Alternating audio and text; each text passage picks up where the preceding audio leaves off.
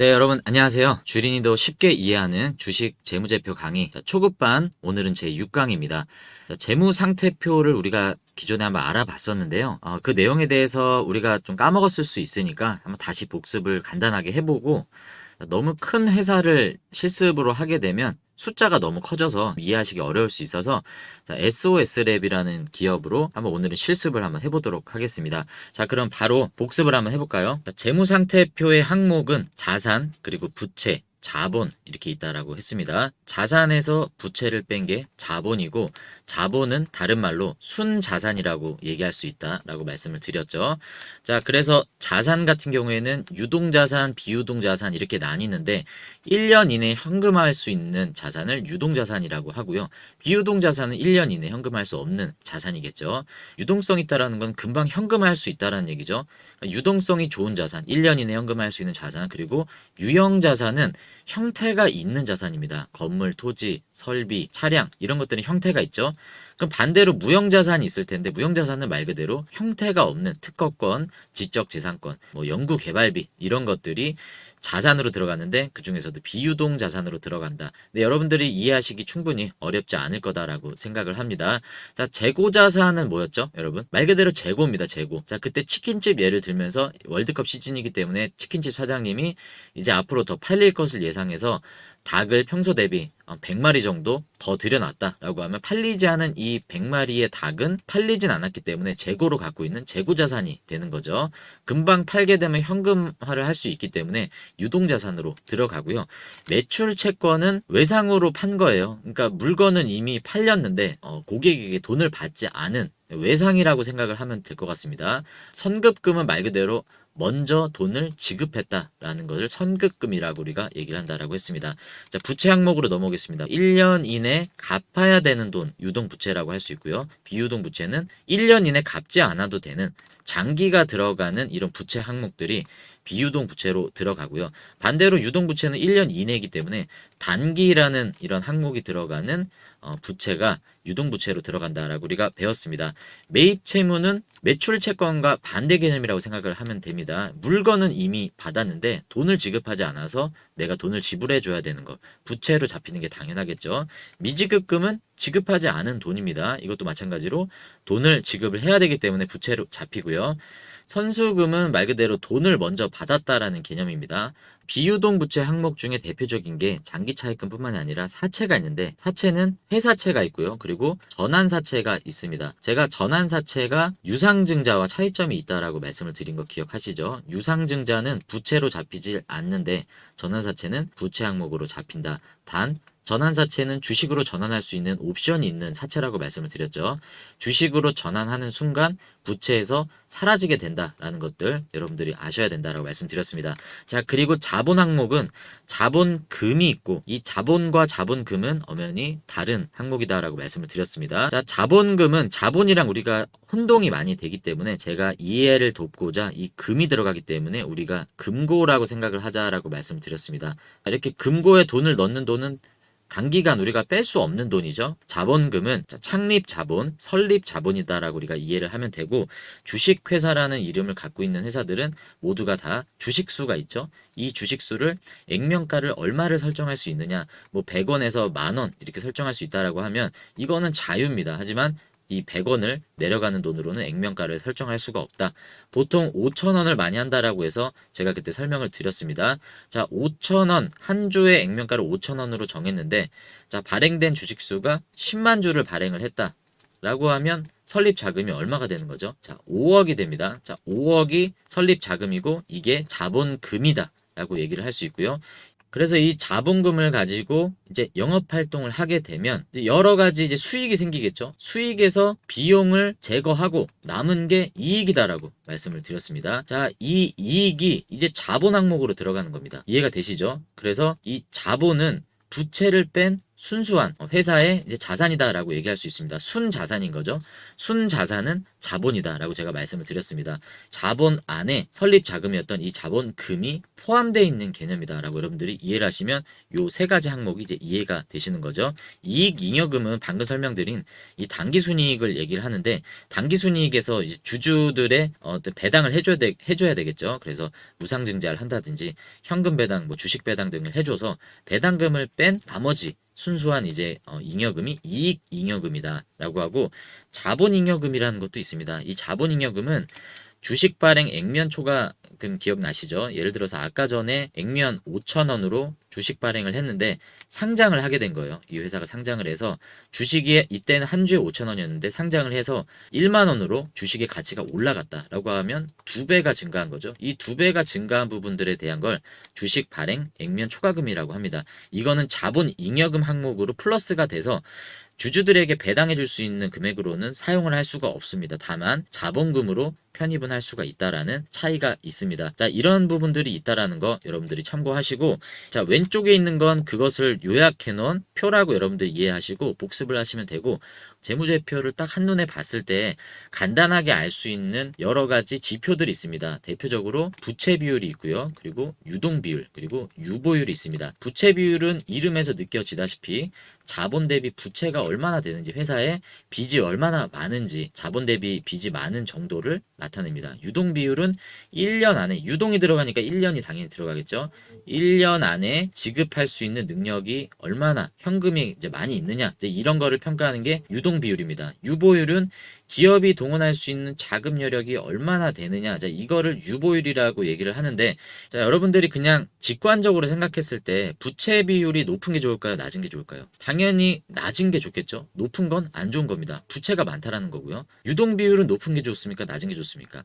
당연히 높은 게 좋은 거죠. 유보율도 마찬가지로 유보율은 높은 게 좋겠죠. 기업이 동원할 수 있는 자금 여력과 1년 안에 지급 능력이 있다라는 게 높을수록 좋다라는 게 당연한 겁니다. 그래서 그렇게 이해를 하시고, 여기 분자에 부채가 들어가냐, 자본이 들어가냐, 분모에 뭐 유동자산이 들어가냐, 유동부채가 들어가냐, 마찬가지로 분자 분모값에 잉여금이 들어가냐, 납입 자본금이 들어가냐, 이렇게 외우시면 이게 순서가 헛갈려요. 하지만 여러분들이 방금 말씀드린 대로 부채 비율이 높으면 안 좋은 거니까 부채가 당연히 분자값으로 들어가는 게 맞겠죠. 이게 높게 나오면 부채가 높다라는 거니까요. 마찬가지로 자, 유동 부채보다 유동 자산이 높은 게 좋겠죠. 자, 이 수치가 높을수록 좋기 때문에 이 수치가 높게 나오려면 당연히 자산이 분자값으로 들어가서 높은 게 좋은 수치가 나올 수 있는 겁니다. 유보율도 마찬가지죠.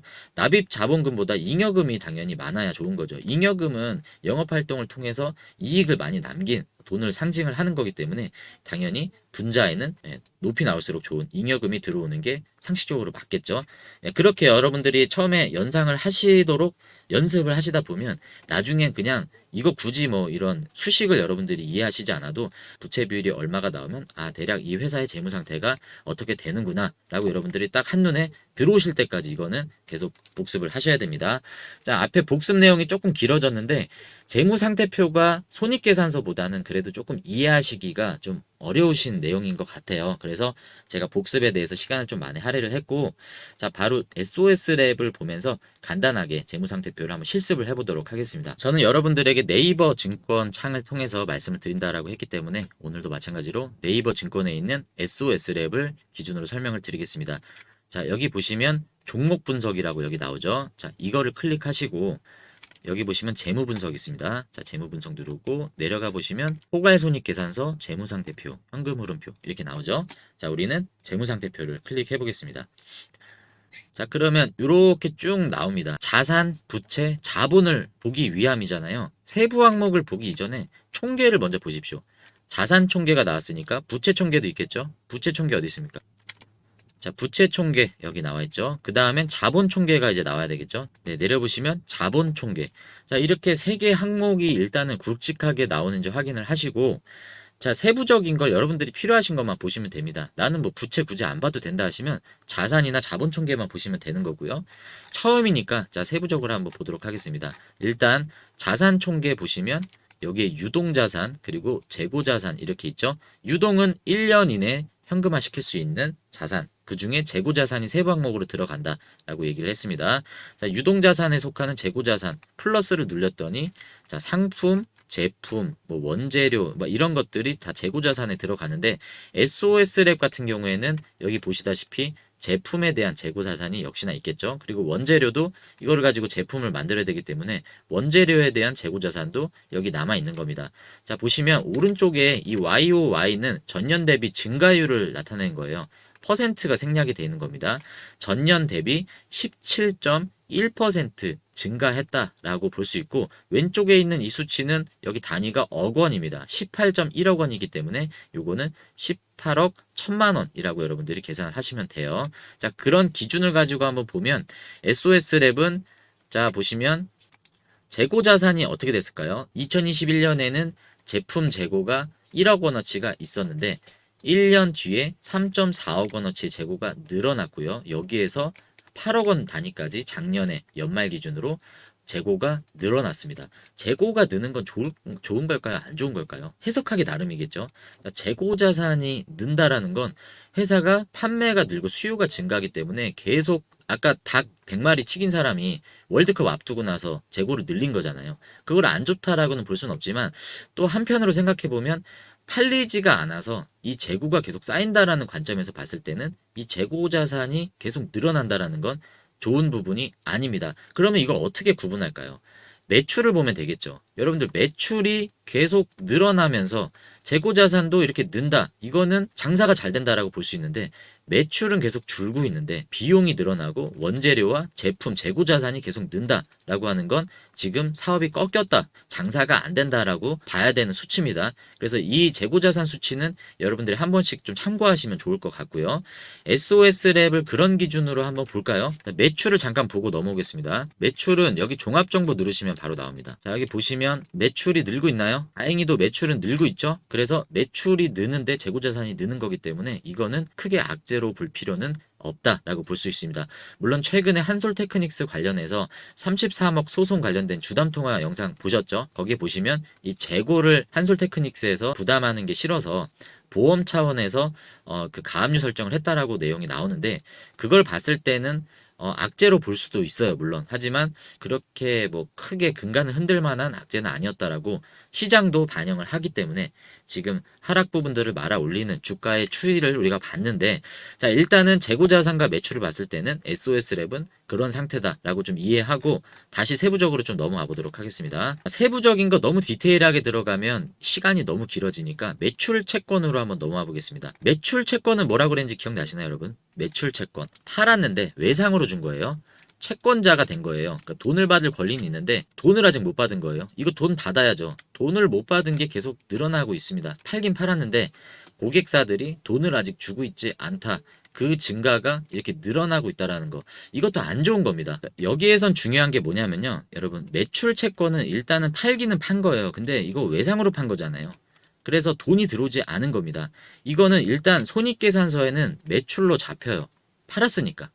손익계산서에는 매출로 잡히지만 다음에 알아볼 현금 흐름표에서는 이게 마이너스로 잡힙니다. 왜냐하면 돈을 받지는 않았는데 물건이 나간 거잖아요. 그래서 단기 순이익으로는 잡히지만 현금은 들어오지 않았다라고 해서 현금 흐름표에서는 이거를 마이너스로 차감을 해줍니다. 조정을 해주는 거예요.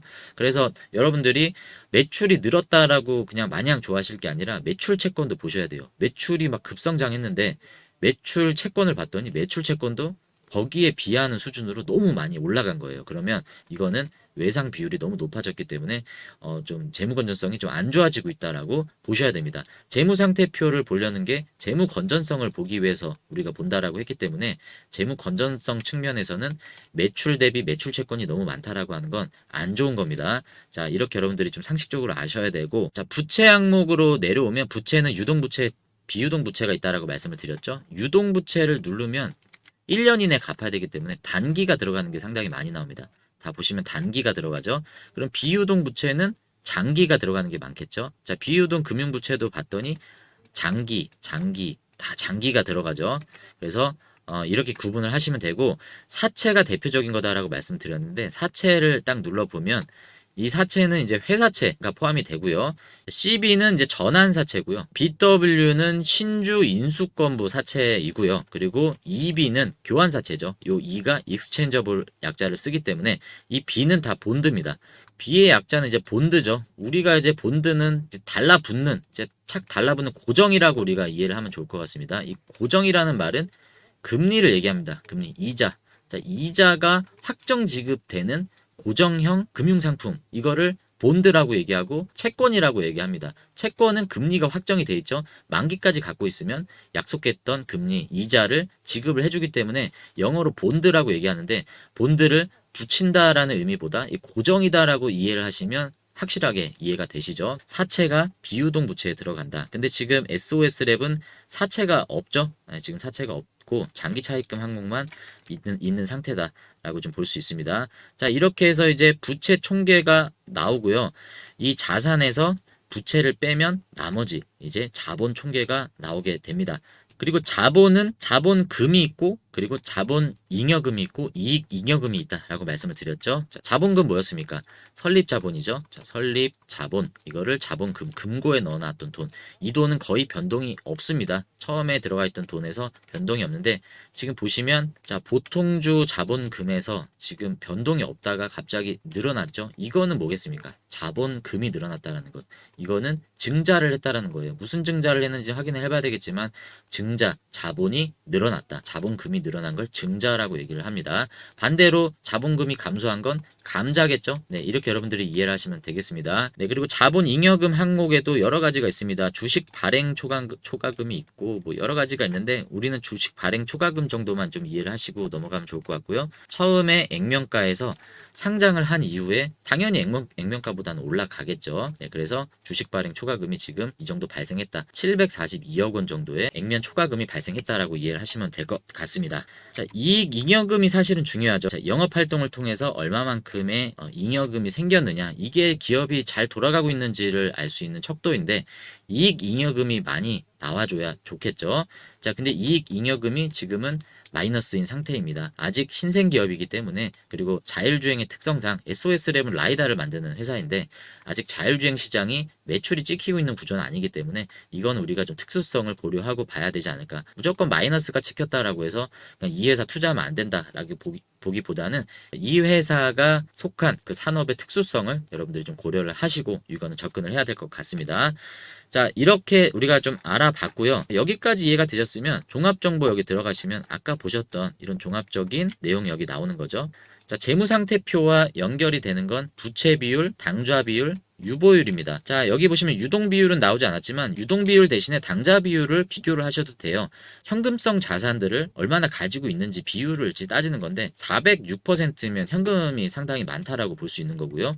유보율 또한 잉여금이 많이 있다라고 볼 수 있습니다. 납입 자본금 대비, 자, 납입 자본금 대비 잉여금이 얼마나 되는지를 보는 게 유보율이기 때문에 이 유보율이 높다라는 거는 잉여금이 많이 쌓여 있다라고 좀 볼 수 있는 거고요.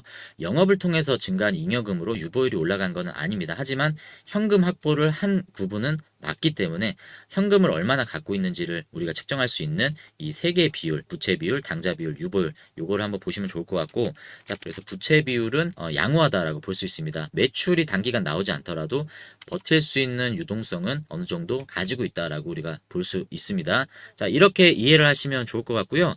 재무상태표를 해석할 때 반드시 손익계산서도 같이 봐주는 게 좋습니다.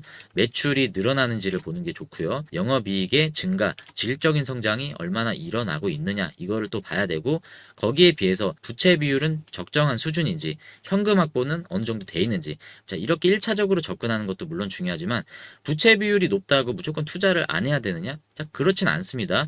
자 부채 비율이 높지만 성장성은 가져가고 있는 회사들이 있어요. SOS랩 같이 이런 신생 기업들은 자, 자율주행이라는 섹터에서 충분히 성장성은 가지고 있고 여러 가지 퍼포먼스도 보여주고 있습니다. 매출액도 증가하고 있고요. 그러면 조금 우리가 긍정적으로 바라볼 수 있어야 되는 겁니다. 저는 지금 이 종목을 추천하는 게 아니에요. 예를 들어서 그런 관점으로 우리가 좀 관대하게 본다라고 하면 얘네가 정말 나중에 효자가 될 수도 있다라는 성장주 투자를 한다라는 관점에서 보면 매출이 늘어나고 있다라는 거는 영업이익이 비록 당기순이익이 비록 마이너스이긴 하지만 재무 건전성을 보니 유보율이 이 정도 된다라고 하면 몇 년은 버틸 수 있다. 그러면 시장이 개화되는 시점까지 우리가 기다린다라고 했을 때 내가 지금 투자했을 때 이 회사가 버텨주고 매출이 점점 올라가면서 영업이익도 점점 마이너스 폭이 줄어들고 나중에는 흑자 전환할 수 있는 턴어라운드가 일어난다 라고 하면 그때는 주가가 급등할 수 있는 여지가 있겠죠. 그러면 이 기다림의 시간들을 내가 투자했던 보람이 있는 겁니다. 그래서 얼마나 버틸 수 있는가를 측정할 때 이 부채 비율, 당좌 비율, 유보율을 여러분들이 좀 보시면 참고가 좀 될 것 같죠. SOS랩은 어떻습니까? 물론 지금 실적이 흑자 전환을 한 거는 보이지가 않지만 부채 비율과 재무 건전성, 유보율을 봤을 때는 충분히 몇 년은 좀 버틸 수 있을 거다라고 우리가 판단할 수 있기 때문에 투자를 해도 괜찮다라는 결론이 나오는 겁니다. 만약에 이것도 부채 비율이 막 300%고 유보율은 막 100 이하다 이러면 위험하겠죠. 뭘 하겠습니까? 회사가 돈이 없는데. 돈을 빌려서 차입금을 늘리든지 회사채를 발행을 하든지 아니면 우리가 제일 싫어하는 유상증자를 하겠죠. 그러면 주가는 떨어지잖아요. 그러면 유상증자 발표가 있기 전까지는 나는 기다려 보겠다. 아마 유상증자 발표할 거니까 이 재무에 대해서 회사가 솔루션을 제시하기 전까지는 기다리겠다라는 전략도 가져갈 수 있는 겁니다. 자, 그런 관점에서 여러분들이 이 재무상태표를 잘 분석을 해보시면 투자하시는데 분명히 도움이 되실 겁니다. 자, 오늘 6강 영상은 좀 여기서 마무리하도록 하고요. 여러분들 댓글을 통해서 여러분들 뭐 질문이나 아니면 제가 뭐 잘못 전달해드린 정보가 있으면 얼마든지 여러분들 편하게 소통해 주시면 좋을 것 같습니다. 함께 공부하는 문화를 만들면서 우리가 하는 이 공부가 우리의 투자 수익과 분명히 연관이 있습니다. 저는 그렇게 믿기 때문에 공부하시고 참여하시는 여러분들이 분명 수익도 더 올라갈 거라고 생각을 합니다. 자, 여러분들의 수익은 10배 그리고 주식은 더 쉽게 하실 수 있도록 자, 텐선비 남윤택 제가 여러분들과 함께 하겠습니다.